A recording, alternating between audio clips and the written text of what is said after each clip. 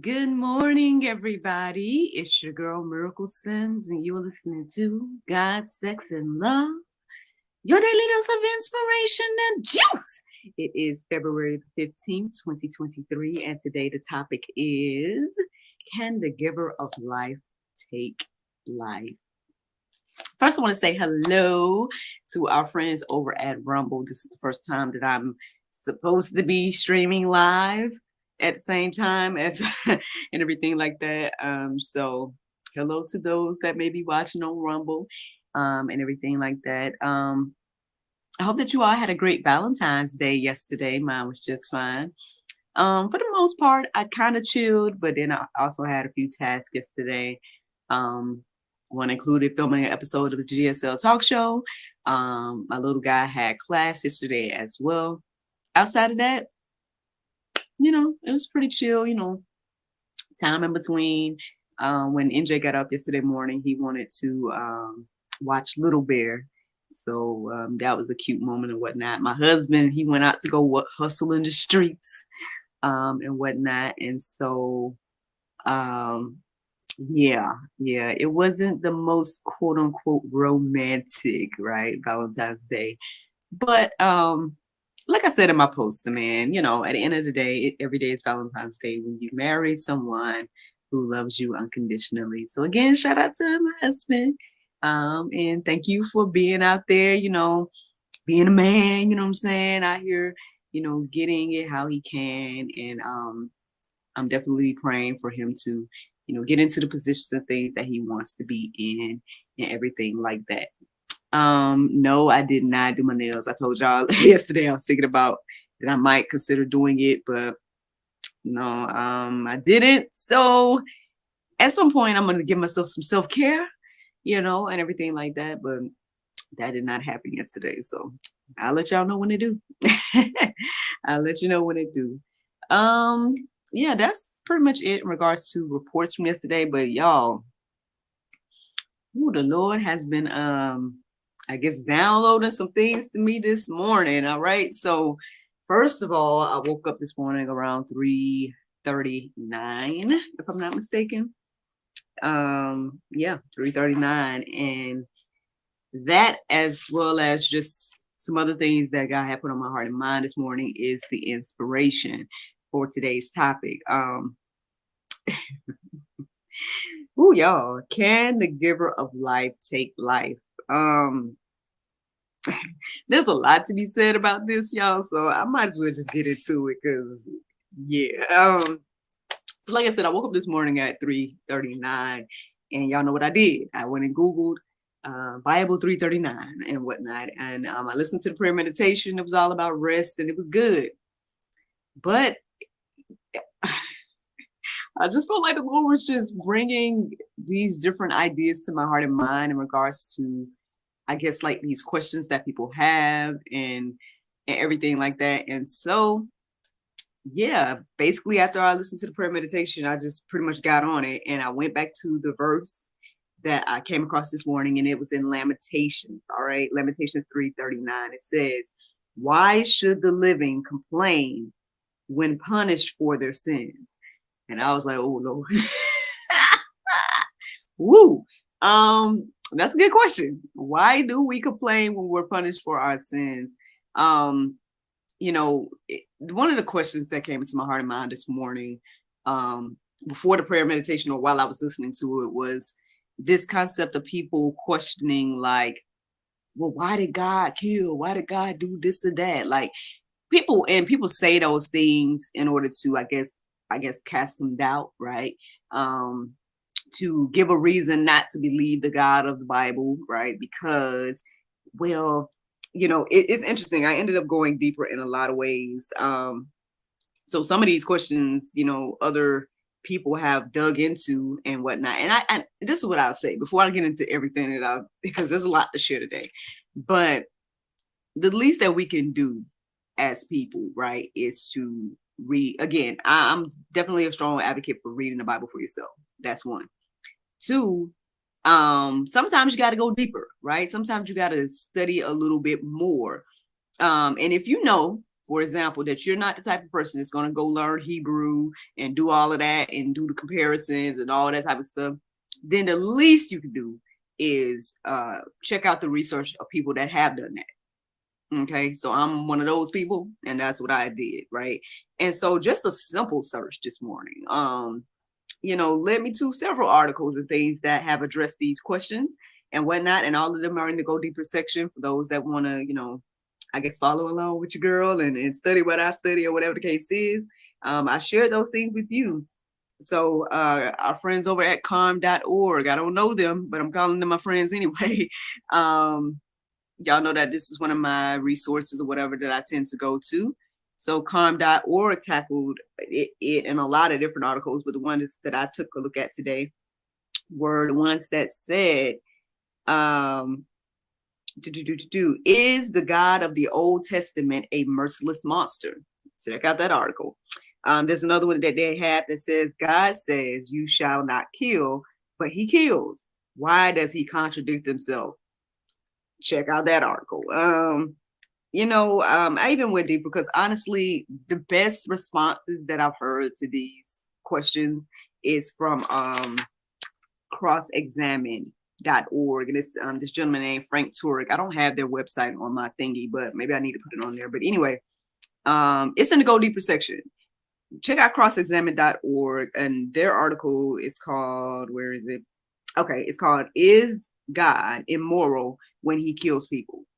Yeah, check out all those things. And then, hopefully they'll give us all a better understanding when it comes to this question of, can the giver of life take life? Now, I mean, I guess simple answer, yes, right? Because he gave the life, he can also take the life. Frank Turek breaks it down to say that, like, at the end of the day, if the Bible is true, right, then death is just transferring from one place to another place. So can God transfer you one place to another place? Simple answer, yes. We may wonder and struggle with the reasons why, and everything like that. And again, I think God wants us to ask all the questions, right? I don't think there's anything wrong with asking questions and everything like that, but don't get mad when you get the answers. I guess that's what's coming into my heart and mind right now. But hey, let's look into some Bible, because y'all could be like, oh, Miracle just talking, right? So let me see. Okay, so one of the things that came into my heart and mind this morning to point out is there is a difference between murder and killing. Okay, killing and murder is different. I didn't write down the definitions today. Y'all can go look that up for yourself if you want to. However, just a little quick explanation of the two is murder is the unlawful taking of life, and then killing is the lawful taking of life. And the Bible does address both, so really, I guess the commandment is thou shalt not murder is what it really should be saying. And because there is, a lawful or justifiable killing. I know the Bible does address, like, if someone comes into your home and you strike them in the dark and they die, that is a justified killing because those people came into your home, or whatever the case is. Or, of course, that's another example of like self-defense, things like that. Now, but the interesting thing is for me, right, as I was thinking about all of this stuff this morning, I just found it very interesting how we as humans, it's like, again, we're asking this question and we're saying these things like, oh, God is contradicting himself and everything like that. But it's like we're not putting God in the place that he's in. Like, we're not acknowledging who he is in this scenario. And if we're going to believe, again, that God, the God of the Bible, is God and all these different things, then that means there's just certain things that he can do that we can't do, right? Even if though we're made in his image. So even though the commandment may be, thou shall not kill, right? Or thou shall not murder, or however you look at it. Why you mad that I guess, look, the rules is for thee and not for him, right? Like, I know they joke about this all the time. Rules for thee and not for me. This is probably one of those situations that the rules don't apply to him because he is the maker of the rule. And we're like, well, why is that? Why does he have the authority? But he made all things. And he created all things according to the Bible. So it's just very interesting to think about this or whatever, because it's like, for whatever reason, we're putting ourselves either above God or on the same plane as God, and we shouldn't, right? Jesus himself didn't even do that. And that's in y'all can check out Philippians 2:5-8 that talks about that. I did write down part of it, but even Jesus himself didn't see himself as equal to God, although he was God in the flesh.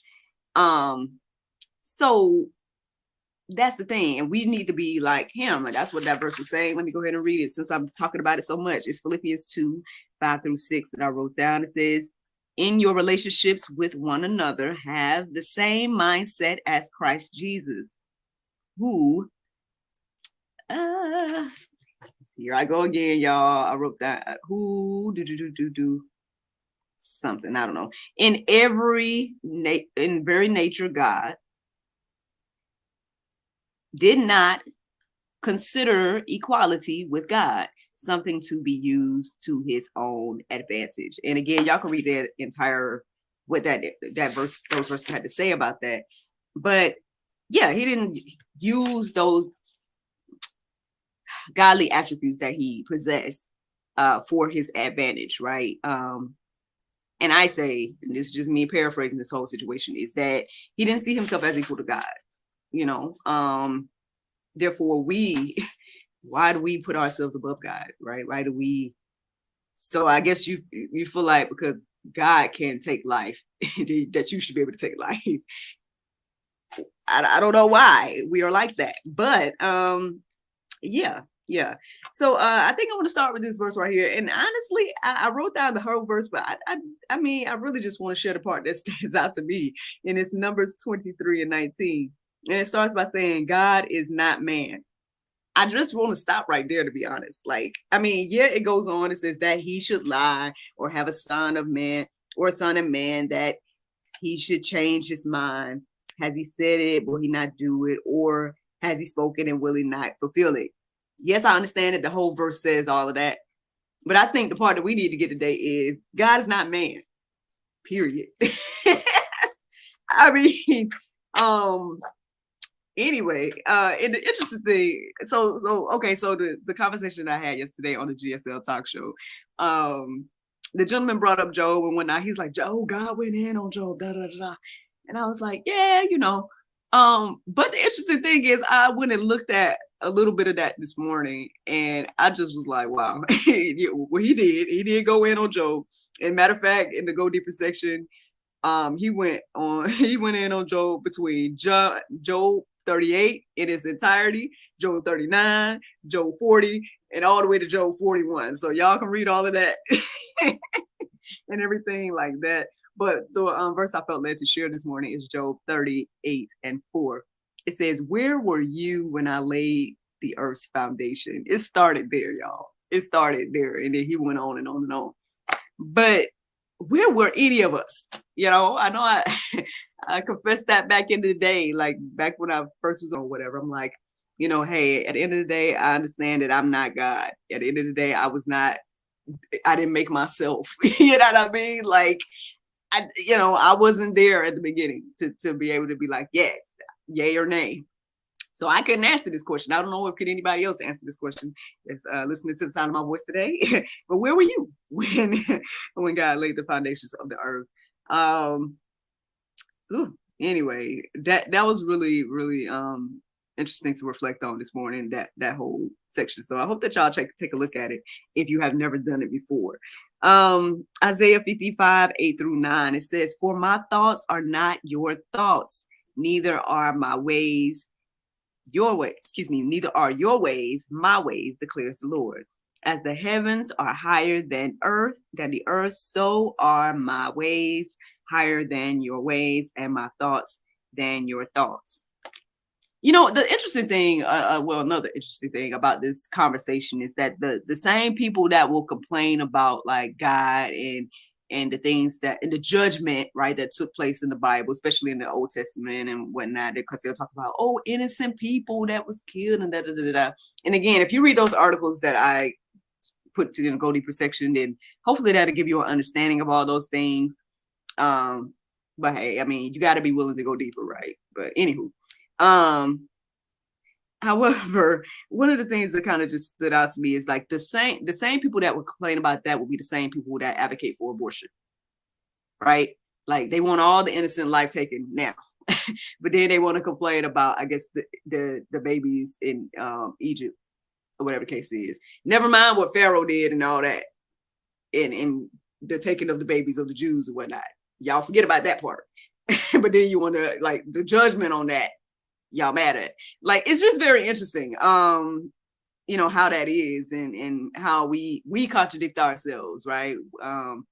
Like, we're the hypocrites in the situation, but then we're pointing at God and being like, well, you did this, God, so I guess therefore I should be able to do what you do. I don't know. Like, it's not the same. One of the articles talks about how somebody tried to use this scenario of, like, if you leave a gun for your 6-year-old and tell them not to use it, and then they accidentally shoot themselves, like, would that be a good parent or not? And then they try to equate that to what was done in the garden.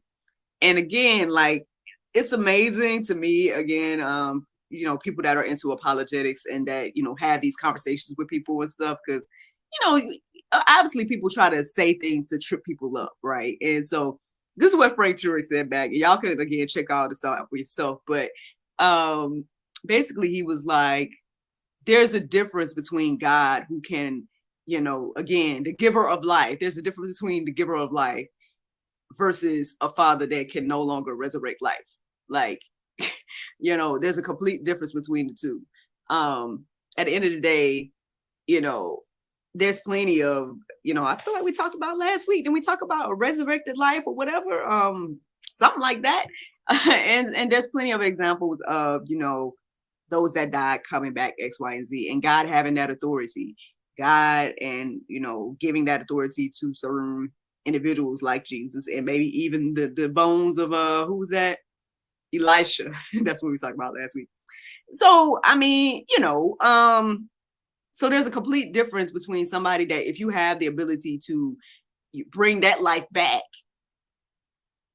that's not the same as a person that tells somebody something and then you don't have that authority, no power to bring that life back. So just something to think about when we're asking these questions and everything like that. That is just another example of how God is not man, right? You know, but anywho, let's keep going. Romans 1:20. It says, for since the creation of the world, God's invisible qualities, his eternal power and divine nature have been clearly seen, being understood from what has been made, so that people are without excuse. Listen, so I was writing down these other verses, right? And I'm just going in like, oh my gosh, Lord, oh, okay, you know, doing all that. And then at some point, it came into my heart and mind about this concept of those that, again, choose not to believe, and be like, well, God ain't real anyway, vibes. And I'm like, well, that's a whole different conversation, Lord, you know, when that came into my heart and mind. But then this verse came into my heart and mind as well. And I was like, well, let me just write it on down. Basically, you know, anybody that wants to come and say, oh, there's no God, all this type of stuff. I mean, it says here that, I mean, his divine nature and all these things have been clearly seen since the beginning. So they're like, we have no excuse as humans to believe, we have no excuse at the end of the day, because we see all the things around us. We know that we didn't make ourselves. And there's just so many different things that are just, how can I say, like, I mean, I feel like I talk about this all the time, but here it is again, y'all. Our bodies alone, it's just amazing. Like, it's there's still things I don't think people even understand about our bodies. Okay. And then not to go on and talk about the earth, right? Not then go on and talk about the solar system and the universe or whatever you want to call. You know what I mean? Like at the end of the day, there's just so much that you know what? There's just sorry. Something just came to my heart and my eyes. I'll tell y'all in a second. But there's just so much, right, that is unknown to us and stuff like that, that to I mean, hey, like Frank Turner says, I mean, I don't have enough faith to be an atheist. Like at the end of the day, you have to really deny that all things were created by something to believe that there's no God. What was funny to me just a minute ago, I know people have been talking about Project Bluebeam and all that stuff that's been going on the past few weeks. I ain't paid too much attention to it, to be honest, but I know that's something that's going on. That's like current events. You know, they talking about all these different things. I guess one thing that's not funny is I did hear about the different, you know, railroad way attacks or something like that going on, y'all. It's a lot going on in these days and times and whatnot. But yeah, I mean, you know, I don't know when it comes to extraterrestrials and all that stuff. I mean, who knows? To me, maybe those things are angels and demons. You know, I have no clue. You know, in regards to all of that. But hey, let's just keep going. Let's keep going, y'all. So we don't have no excuse. Basically, what I want to say in that part. I started looking up God's judgment, y'all, and on Openbible.info, and it was a lot. Like there was a lot of things there, and so I just was like, I'm just gonna send y'all there, and y'all can look it up for yourself and check out the verses that resonate with you by looking that up. But one of the ones that stood out to me was John 3:17. It says, "For God did not send his son into the world to condemn the world, but in order that the world might be saved through him." You know, at the end of the day, if the rest of this conversation was pulp, something that you may not like, I hope that this encourages you and inspires you. That at the end of the day, God sent Jesus, right? Or God came down in the flesh as Jesus to save us, you know, not to condemn us. At the end of the day, if he wanted to condemn us, he could just strike everything down again and just be like, you know what, I'm done. Like even when we're looking around and we see all the evil and all the stuff that's going on right now, and we're like, oh my gosh, it's on another level. And it probably is, right? And who knows? I know sometimes people are like, oh, we're worse than Sodom and Gomorrah now. But hey, again, seems to me that God is keeping his promise that he left with the rainbow, to say that he would never, flood the earth again and everything like that. So,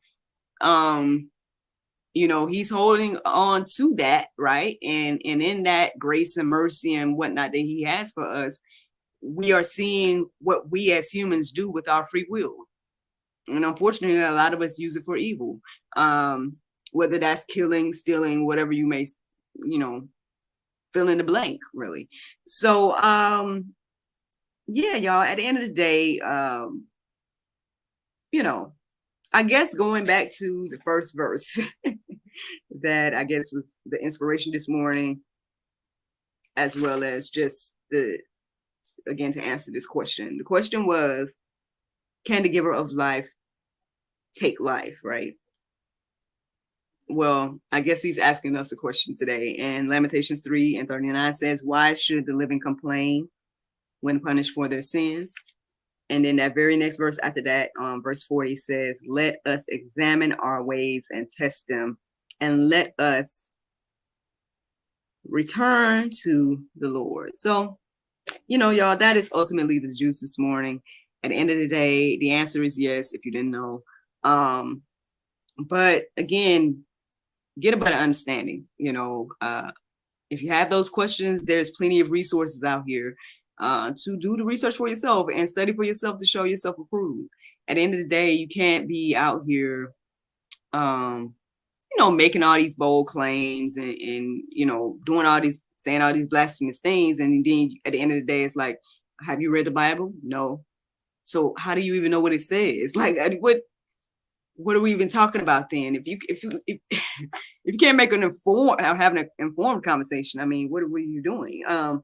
Now, if I needed some confirmation, which I didn't necessarily need none, but hey, if I needed some, the Bible verse of today, I feel like coincides with this beautifully, or at least what the last verse that I just shared with you all, and that is Psalm 139, 23-24. It says, search me, God, and know my heart. Test me and know my anxious thoughts.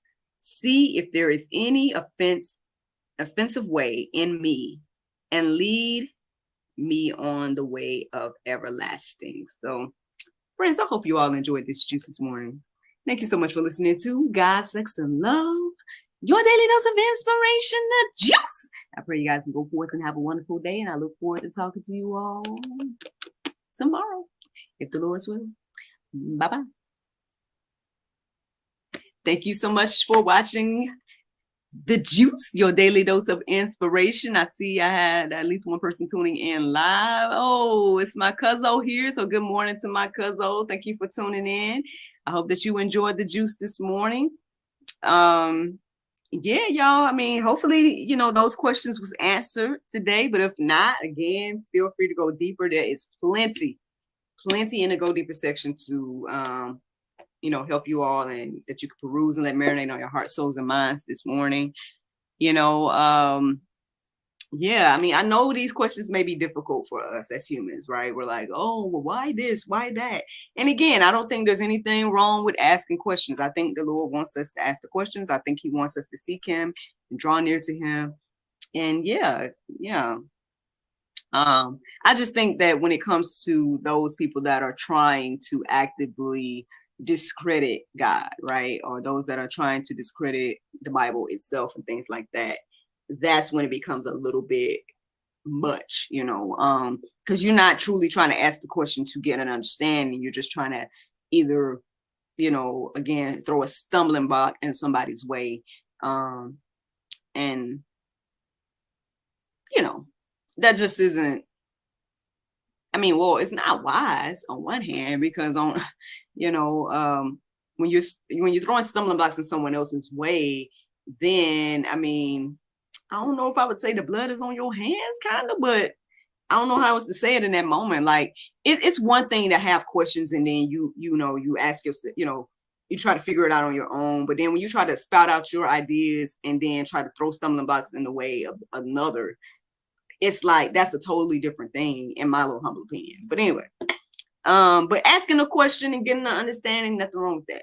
And I think there's plenty of resources out here to get your answers, or get some answers. Again, there's a lot that we may not fully understand until we get to heaven, right?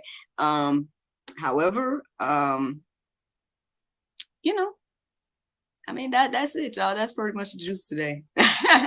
That's pretty much the juice, y'all. Today, I might get out there and hustle in the streets. I'm thinking about it. I might have to do some work at the church tonight, but I need to confirm that because I haven't gotten a confirmation yet. So that's what I'm thinking about doing today. But yeah, I'll let y'all know tomorrow if the Lord's will. Thank you for tuning in, cuz I hope you have a wonderful day. And everybody else, whoever listens to the sound of my voice, I hope that you all have a wonderful day as well. And I look forward to talking to y'all tomorrow if the Lord's will. Bye-bye.